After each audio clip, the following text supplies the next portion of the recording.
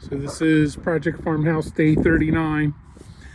I installed the heater lines after coming back from vacation. So the one hole came out really good. This one I really butchered up, but I have to reparge this anyway, so I'll refill that with hydraulic cement. I got a good slope. I feel like they're both at the same plane. They're plenty far enough apart. I got the exhaust away from the window. It had to be at least 3 feet away. It's more than 3 feet.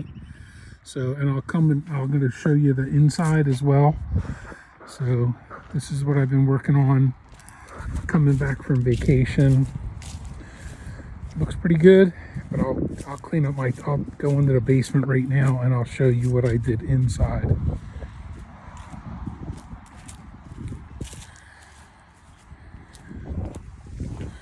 Just been putting in, like a couple hours after work. Gotta go clean up my tools over there. Let me.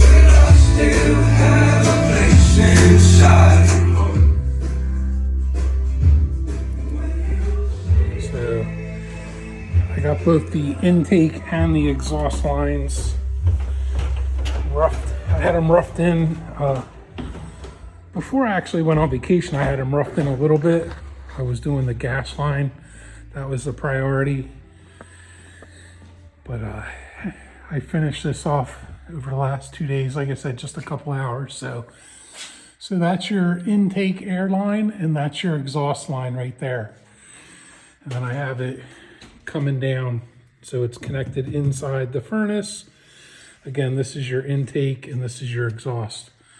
So I feel like everything looks professional.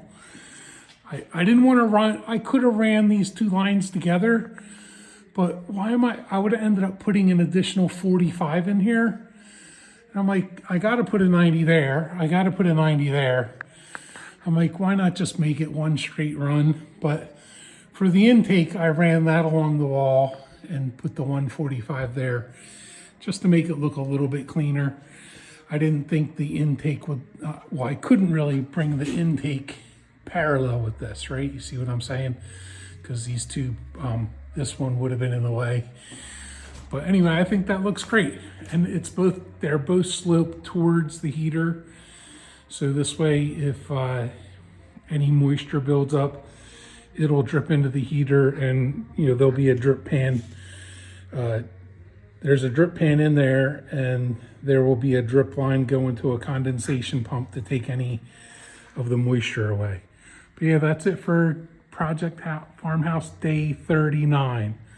I'm very happy with that. So the next step for this heater will be to do the air conditioner line and put the pad outside for the new condenser, which you may have seen in the video. At the beginning of the video, the old air conditioning condenser was still out there. Let me know what you think.